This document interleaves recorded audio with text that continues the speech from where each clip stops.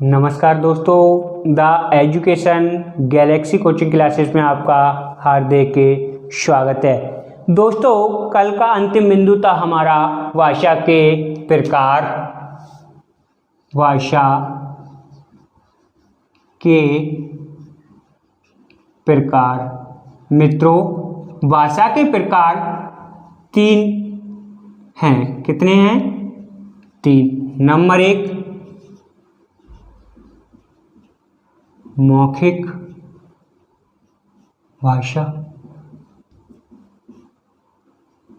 Number 2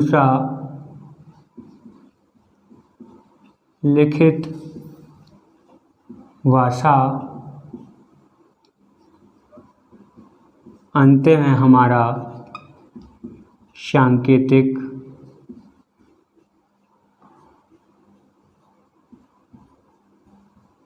भाषा।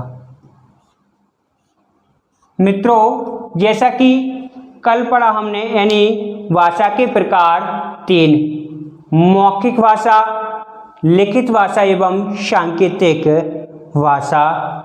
दोस्तों, मौखिक भाषा यानी बोलकर, मौखिक भाषा बोलकर, लिखित भाषा लिखकर और सांकेतिक भाषा इशारे करना या संकेत। दोस्तों, सवाल बनता है, इन तीनों में सबसे कठिन भाषा कौन सी है? इन तीनों में सबसे कठिन भाषा कौन सी है? दोस्तों, हम बात करेंगे मौखिक भाषा की। जब व्यक्ति बोलकर अपने विचारों का आदान प्रदान करता है, ऐसी भाषा को मौखिक भाषा कहते हैं। अगली है हमारी लिखित भाषा। जब व्यक्ति लिखकर अपने विचारों का आदान प्रदान करता है, ऐसी भाषा को हम लिखित भाषा कहते हैं। अगली भाषा है दोस्तों हमारी सांकेतिक भाषा। सांकेतिक भाषा वह भाषा है जिसमें ना ही बोलकर और ना लिखकर अपने विचारों का आदान प्रदान किया जाता है, बल्कि इशारों के द्वारा अपने विचारों का आदान प्रदान किया जाता है। ऐसी भाषा को सांकेतिक भाषा कहते हैं। दोस्तों, हमारा प्रश्न था, इन तीनों में सबसे कठिन भाषा कौन सी है? देखते हैं। मौखिक भाषा। मौखिक भाषा यह हमारी सरल भाषा है। कैसी है मित्रों? सरल भाषा।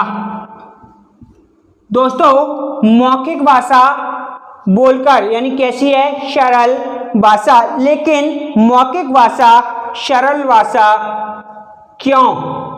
अर्थात उच्चारित वर्णों, शब्दों और वाक्यों का अर्थ समझ में आ जाता है। मौखिक भाषा उच्चारित वर्णों, शब्दों का अर्थ समझ में आ जाता है। ऐसी मौखिक भाषा को सरल भाषा कहते हैं। अगला कह रहा है दोस्तों, लिखित भाषा। लिखित भाषा को कह सकते हैं हम, यह सरल भी है और कठिन भी। यह कैसी है? सरल भी है और कठिन भी।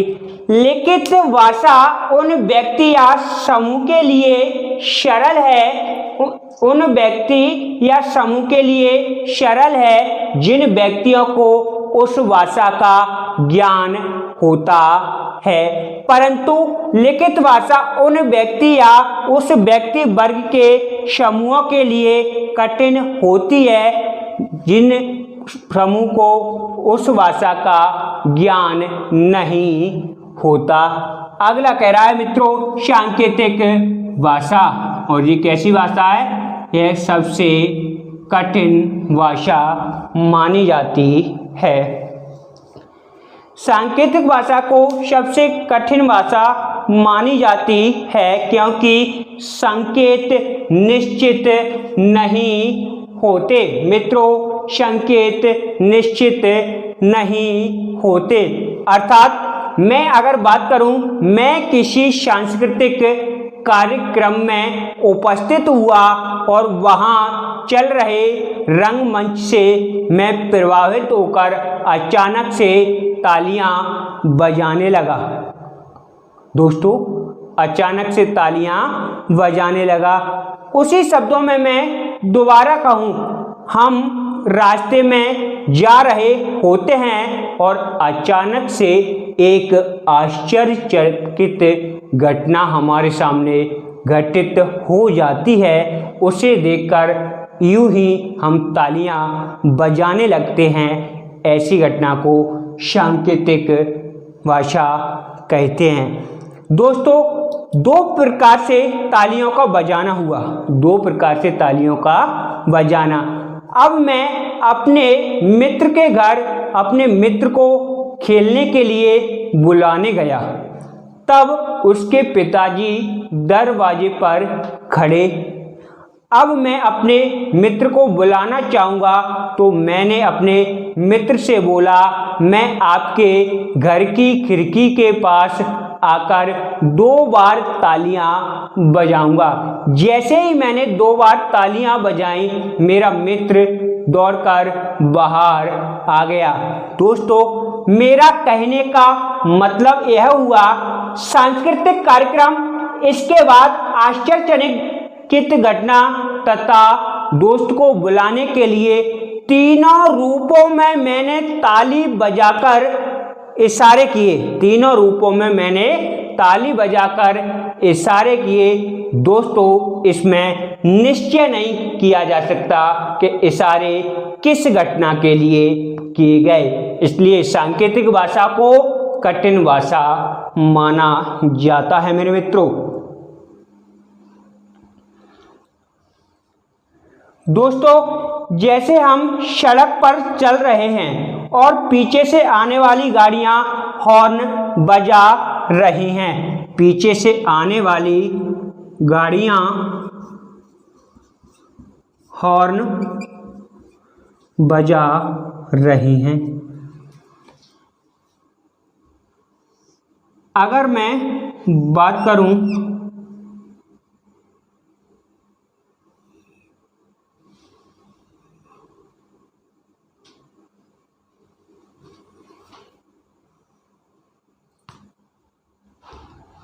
देखना मित्रों,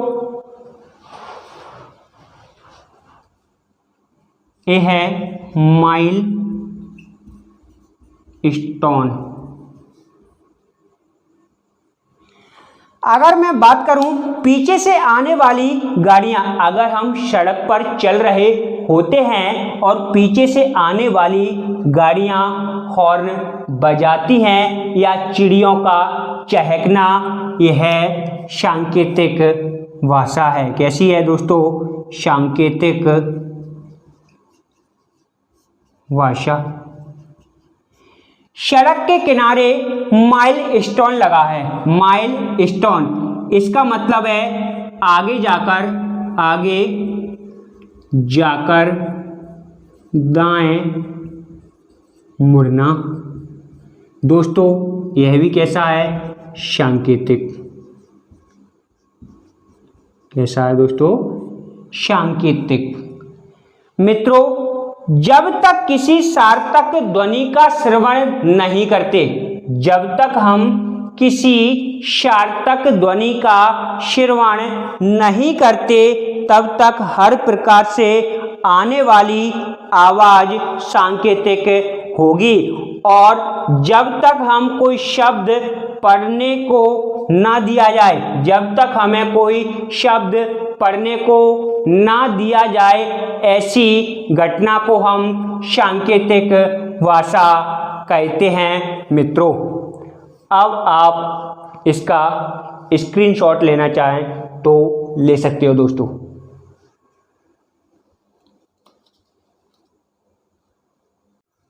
मित्रों अब हम बात करेंगे हिंदी से भाषा को जोड़ने की। हिंदी को 3 भागों में बांटा गया। हिंदी को 3 भागों में बांटा गया। ऐतिहासिक,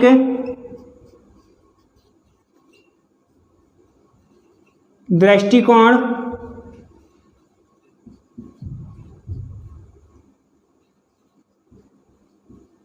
भौगोलिक,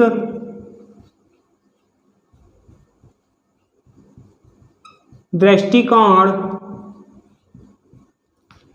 अगला राजनैतिक, या हम कह सकते हैं मित्रों संवैधानिक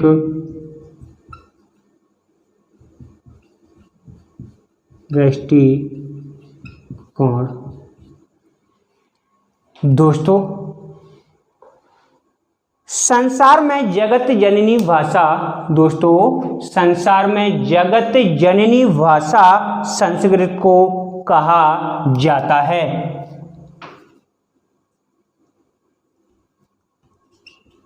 संसार में जगत जननी भाषा संस्कृत को कहा जाता है।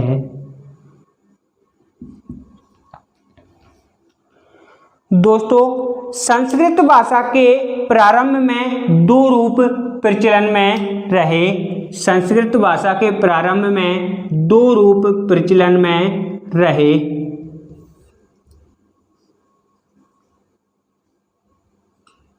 दो रूप प्रचलन में रहे। वैदिक, दूसरा कह रहा है लौकिक। दोस्तों बात करेंगे हम वैदिक की। दोस्तों बात करेंगे वैदिक। मित्रों यह वह संस्कृत का रूप है जिसमें वेद और उपनिषद लिखे गए हैं। यह संस्कृत का वह रूप है जिसमें वेद और उपनिषद लिखे गए हैं।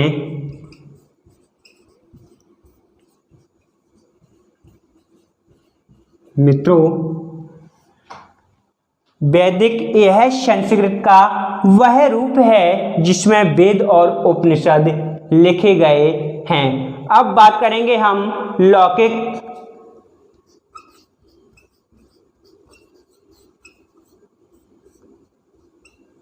लौकिक में जनता के द्वारा बोली जाने वाली भाषा, जनता के द्वारा बोली जाने वाली भाषा, जनता के द्वारा बोली जाने वाली भाषा, अर्थात मैं कहूं अन्य भाषा के रूपों का प्रयोग लौकिक कहलाता है। अन्य भाषा के रूपों का प्रयोग लौकिक कहलाता है। दोस्तों आज अगर मैं बात करूं, आज की यह क्लास ओवरऑल प्रतियोगी परीक्षाओं की दृष्टि से महत्वपूर्ण है। मित्रों मैंने यहाँ ओवरऑल हिंदी के साथ अंग्रेजी भाषा का प्रयोग किया।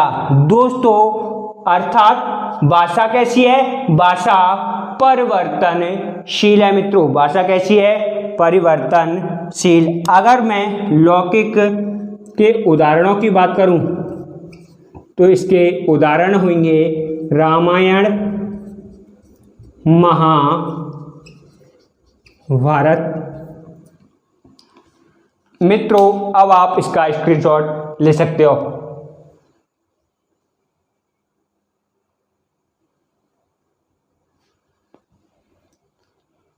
दोस्तों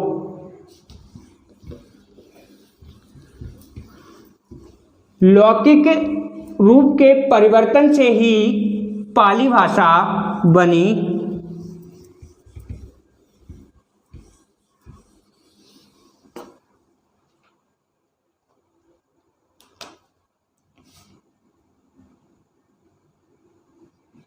लौकिक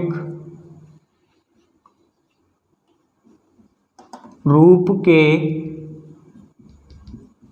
परिवर्तन से ही पाली भाषा बनी। पाली भाषा बनी। मित्रों इस पाली भाषा में से बौद्ध धर्म का विकास हुआ और इस पाली भाषा में इनके ग्रंथ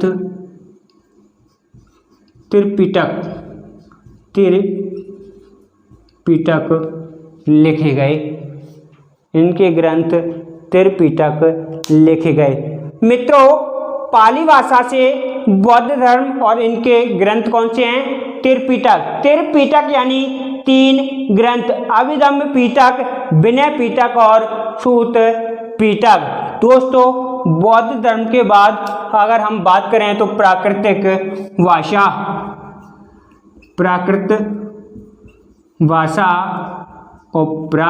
भाषा दोस्तों जैन धर्म से संबंधित है। जैन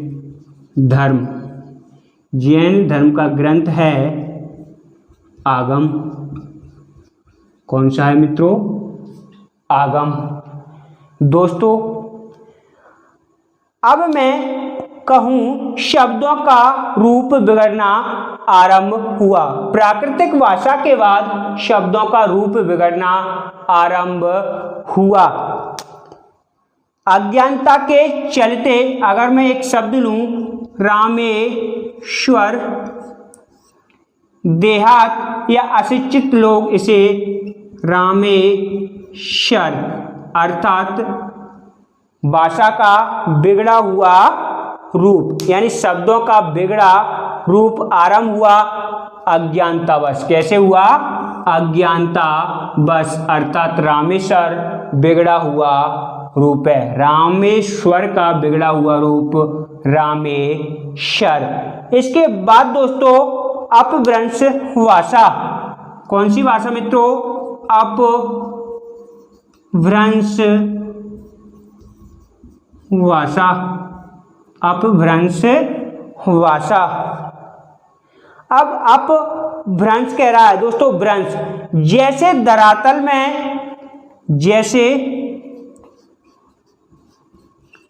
धरातल में वलय से या फिर कह सकते हैं वलय के कारण अपभ्रंश होता है।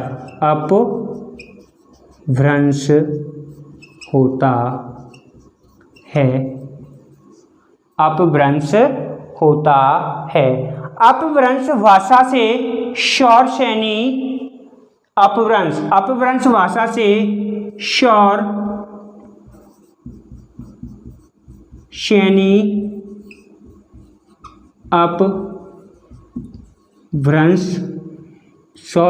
अपभ्रंश से विकास हुआ हिंदी का। अर्थात लौकिक रूप में परिवर्तन से पाली भाषा बनी। दोस्तों लौकिक रूप में परिवर्तन से पाली भाषा बनी। पाली भाषा जो शब्द है वो संस्कृत का प्रचलित रूप है, इसलिए हम संस्कृत को मूल भाषा कहते हैं। संस्कृत को कहते हैं मूल भाषा। दोस्तों यहां से एक प्रश्न बनता है, हिंदी भाषा का विकास माना जाता है। मित्रों हिंदी भाषा का विकास माना जाता है। ऑप्शन देता है वो हमें संस्कृत व अपभ्रंश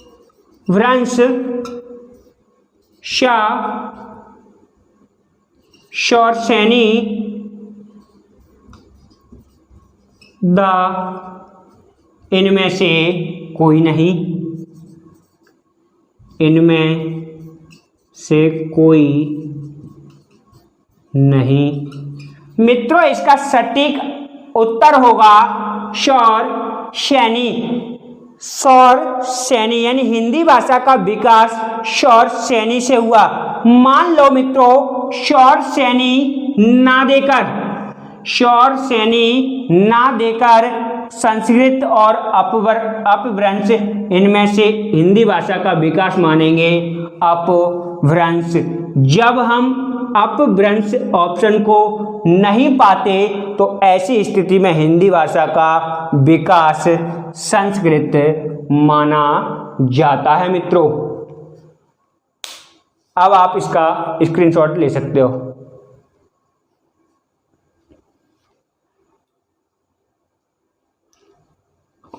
दोस्तों अभी तक हमारा हुआ ऐतिहासिक दृष्टिकोण। अब हम बात करेंगे भौगोलिक दृष्टिकोण की। भौगोलिक दृष्टिकोण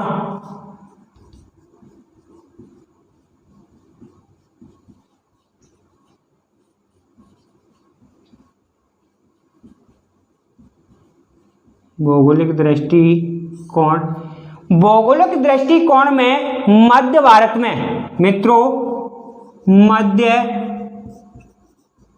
भारत में हिंदी का सर्वाधिक प्रचलन है।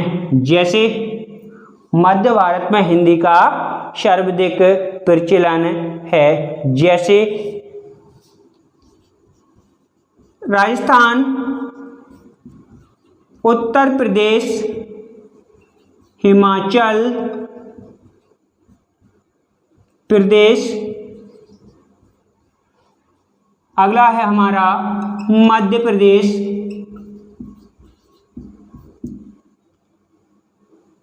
अंडमान निकोबार द्वीप समूह, दिल्ली आदि। भौगोलिक दृष्टिकोण। अगला कह रहा है दोस्तों राजनीतिक एवं संवैधानिक दृष्टिकोण। राजनीतिक या संवैधानिक दृष्टिकोण। राजनीतिक या संवैधानिक दृष्टिकोण। दोस्तों राजनीतिक व संवैधानिक दृष्टिकोण में अगर मैं बात करूं संवैधानिक अनुसूची, संविधान की अनुसूची 8 में 22 भाषाओं का, संविधान की अनुसूची 8 में 22 भाषाओं का उल्लेख है। मित्रों 22 भाषाओं का उल्लेख, 22 भाषाओं का उल्लेख। राज्यभाषा का दर्जा संविधान के भाग 17 में दिया गया है। राज्यभाषा का दर्जा संविधान के भाग 17 में, संविधान के भाग 17 में। मित्रों अब मैं बात करूंगा बोली। अब मैं बात करूंगा मित्रों बोली। हम जानेंगे बोली किसे कहते हैं। दोस्तों बोली का क्षेत्र सीमित होता है। बोली का क्षेत्र सीमित होता है। दोस्तों बोली का क्षेत्र सीमित होता है। अब बात करेंगे हम भाषा।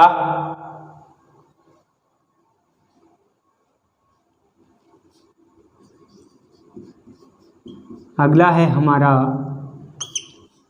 भाषा। दोस्तों बोली का क्षेत्र विस्तार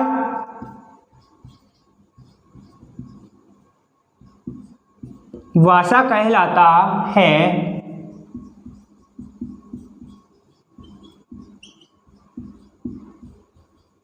बोली का क्षेत्र विस्तार भाषा कहलाता है। इसके बाद बात करेंगे हम मातृभाषा की। मातृभाषा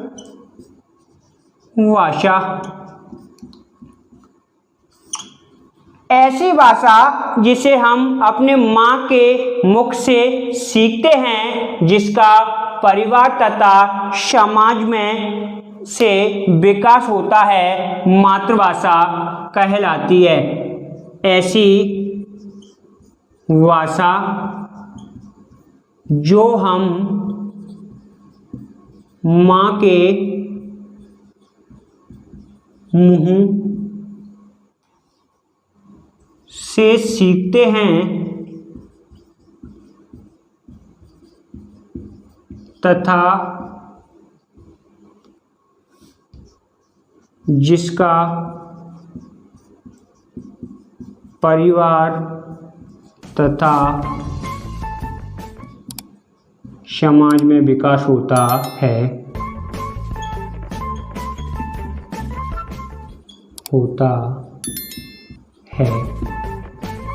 मित्रों मातृभाषा ऐसी भाषा जो हम माँ के मुंह से सीखते हैं तथा जिसका परिवार तथा समाज में विकास होता है, मातृभाषा कहलाती है। अगला है दोस्तों राजभाषा। राजभाषा जिस भाषा में उस राज्य का संचालन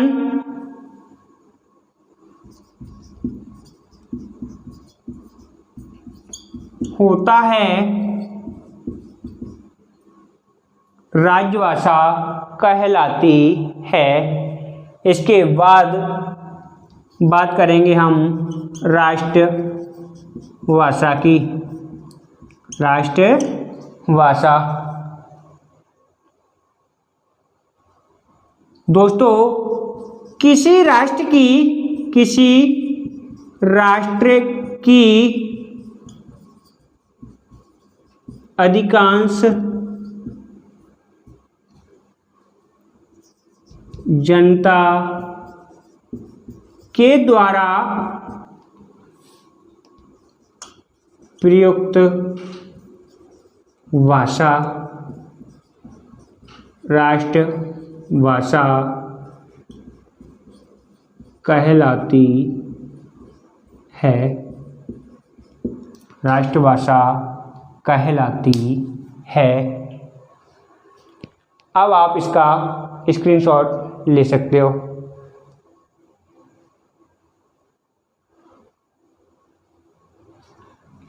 आप सभी को गैलेक्सी परिवार की ओर से गणेश चतुर्थी की हार्दिक हार्दिक शुभकामनाएं। कल फिर मिलेंगे हम एक नए बिंदु के साथ। नमस्कार दोस्तों।